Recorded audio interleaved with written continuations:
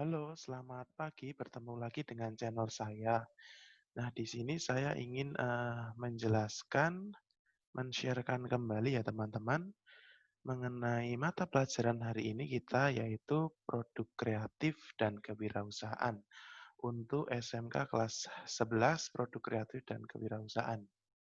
Nah, nanti kita akan membahas di KD selanjutnya yaitu mengenai KD 3.3 mengenai administrasi usaha. Ya, seperti itu, administrasi usaha.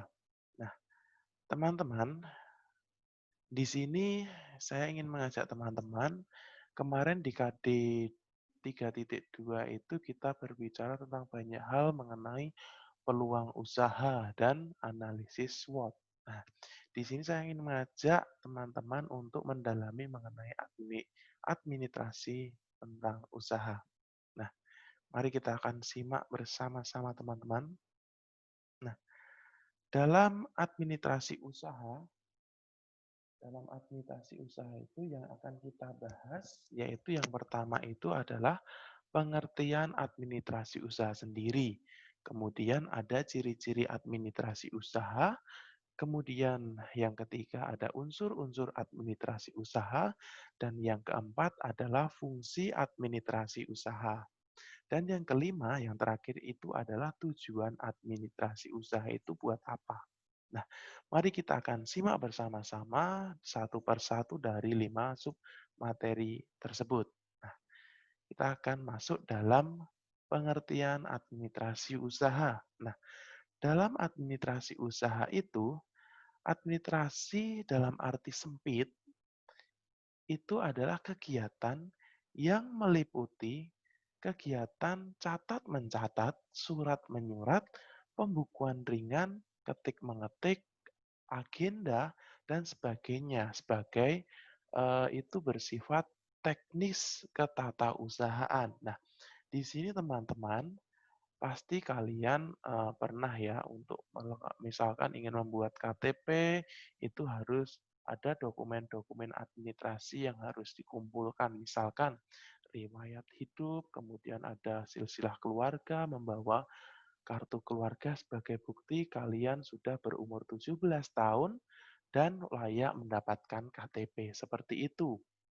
Nah, kemudian untuk secara garis besar, administrasi adalah suatu proses yang umumnya terdapat pada kelompok usaha negara maupun swasta, sipil atau militer, serta berbagai bentuk perkumpulan untuk mencapai tujuan bersama.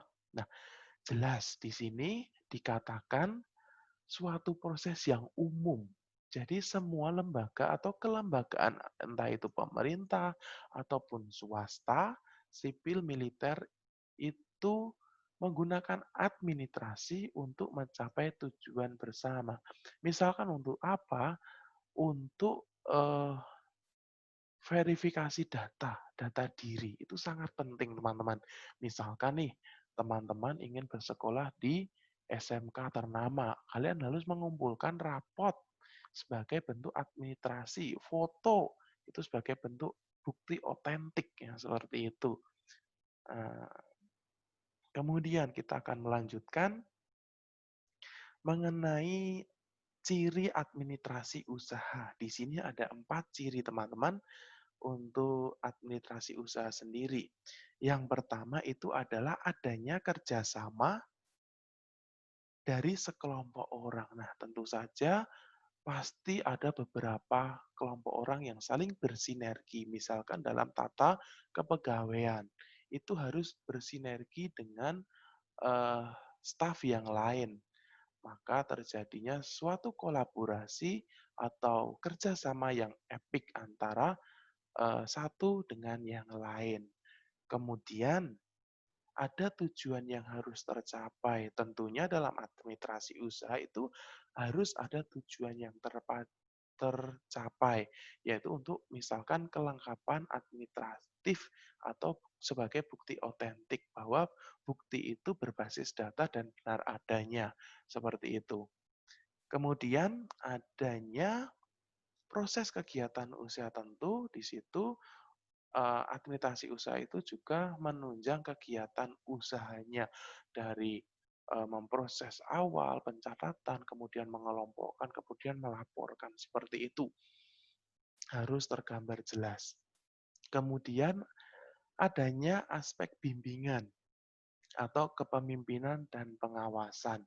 Tentunya di situ pastinya adanya ini ya, misalkan eh, pemimpin itu menyuruh stafnya untuk mengelompokkan data-data kepegawaian. Nah, nanti pemimpin itu diharapkan output-nya apa? Itu sebuah pelaporan yang menggambarkan suatu ketatausahaan itu lengkap, real gitu dengan kondisi yang sebenarnya.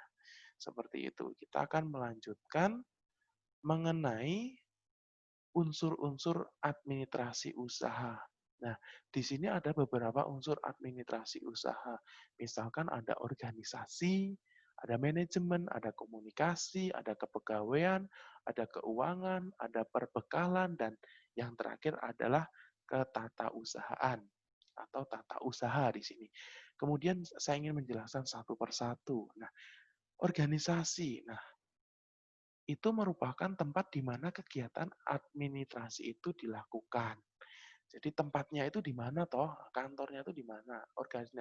Organisasi kelembagaannya apa namanya? Kemudian manajemen itu merupakan alat utama pelaksanaan administrasi. Ya, harus secara struktural.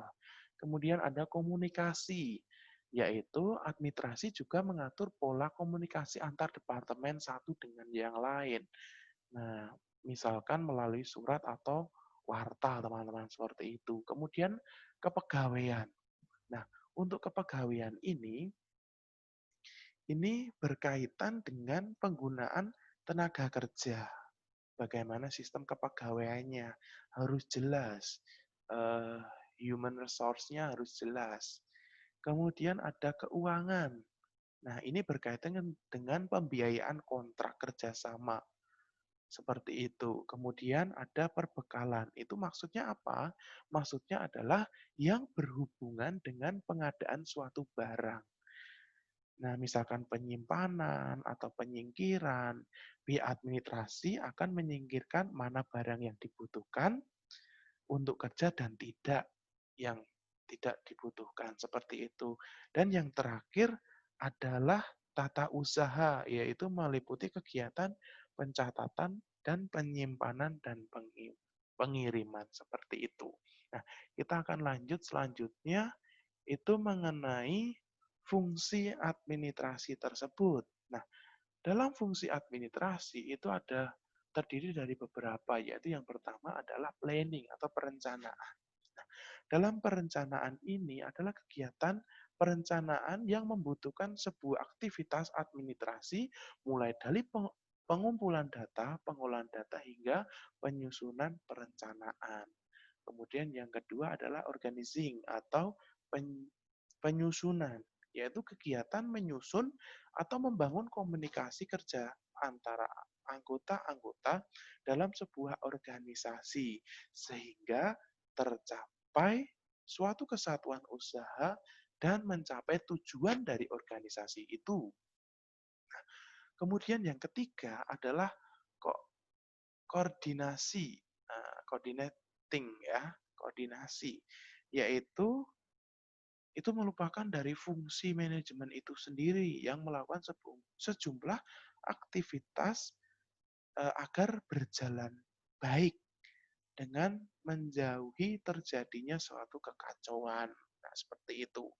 Kemudian yang keempat adalah reporting atau pelaporan, yaitu aktivitas penyampaian perkembangan atau hasil dari suatu kegiatan dengan membuat dan memberikan sebuah pelaporan untuk stakeholder atau para pemegang kekuasaan, seperti itu.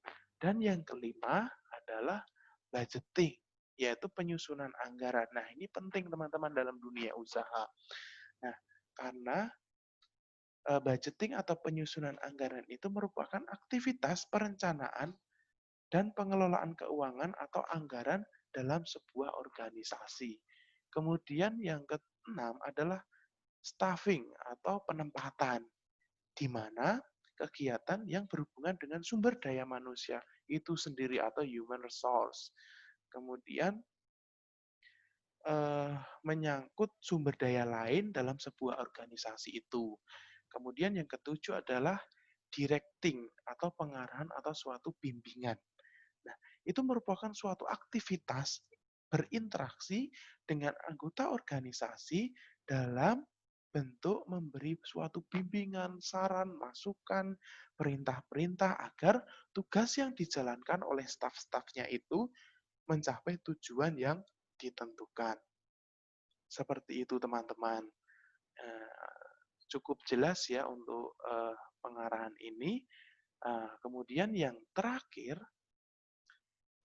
itu adalah mengenai tujuan administrasi tersebut. Nah, tujuan administrasi itu adalah yang pertama adalah untuk mengetahui posisi keuangan suatu usaha dalam suatu periode. Nah, harus diketahui nih nanti terjadinya pelaporan dalam satu periode itu bagaimana keuangannya, surplus atau defisit seperti itu. Kemudian yang B adalah mengetahui keuntungan dan kerugian usahanya dalam suatu periode. Nah, harus mengetahui laba atau ruginya teman-teman. Kemudian yang C, mengetahui maju mundurnya usaha yang dijalankan dengan neraca sisa teman-teman. Nah, kira-kira dalam satu periode ini usahanya itu maju, berkembang atau enggak, atau stuck saja, seperti itu. Kemudian yang terakhir adalah dapat mengetahui persediaan awal dan akhir barang produk yang dijualnya. Nah, atau yang disesuaikan. Nah, seperti itu. Nah, itu adalah tujuan administrasi usaha. Nah, teman-teman, kemudian alur administrasi usaha. Nah, di sini ada 4 alur yang saya gambarkan, teman-teman. Yang pertama itu adalah transaksi yang terjadi di perusahaan, misalkan. Transaksi yang terjadi di perusahaan. Seperti itu. Kemudian ada pencatatan dan penggolongan, yaitu membuat dan menerima bukti transaksi, mencatat bukti pencatatan ke dalam jurnal, dan memindah jurnal ke dalam buku besar. Nah, ini tentunya kalian dipelajari dalam akuntansi, teman-teman. Ya, masih ingat ya, kita akan bersinergi dan berkolaborasi dengan ilmu akuntansi di sini. Kemudian ada pengiktisaran, yaitu menyusun neraca sisa atau neraca lajur dan membuat jurnal penyesuaian, membuat kertas kerja. Di sini ada membuat worksheet-nya, teman-teman. Dan tahap laporannya adalah menyusun laporan keuangan, membuat jurnal penutup, dan menyusun neraca saldo setelah penutupan. Ini adalah sebuah suatu proses alur administrasi usaha. Tentunya dalam orang yang berwirausaha ini sangat penting, di mana kalau suatu usaha tidak ada pembukuannya, tidak ada pencatatannya, itu adalah fiktif. Jadi tidak bisa menunjukkan berbasis data terhadap pelanggan seperti itu. Kemudian, ya ini penting untuk diingat, yaitu pencatatan dokumen kegiatan wirausaha dikatakan sederhana. Itu menyangkut 4 aspek. Yang pertama adalah kegiatan pembelian bahan baku atau barang lainnya. Jelas, harus diketahui pembelian bahan bakunya dari mana. Harus mutunya bagaimana, baik, sedang, atau seperti apa. Kemudian kegiatan penjualan barang ya, barang atau produk. Ini salah ketik, maaf. Barang atau produk, bagaimana pangsa pasarnya. Kemudian yang ketiga, kegiatan pengeluaran untuk suatu kegiatan transaksi. Misalkan kalau kita menambah biaya non operasional bagaimana seperti itu. Dan yang terakhir adalah kegiatan penerimaan atau pendapatan dari suatu transaksi usaha di mana kita mendapatkan input pendapatan atau investment seperti itu. Nah, ini pencatatan yang penting untuk diingat. Begitu teman-teman, saya harap video ini bermanfaat. Sekian dan terima kasih atas perhatiannya. Semoga kedepannya lebih baik dan lebih paham teman-teman. Saya cukupkan sampai di sini. Sekian dan terima kasih.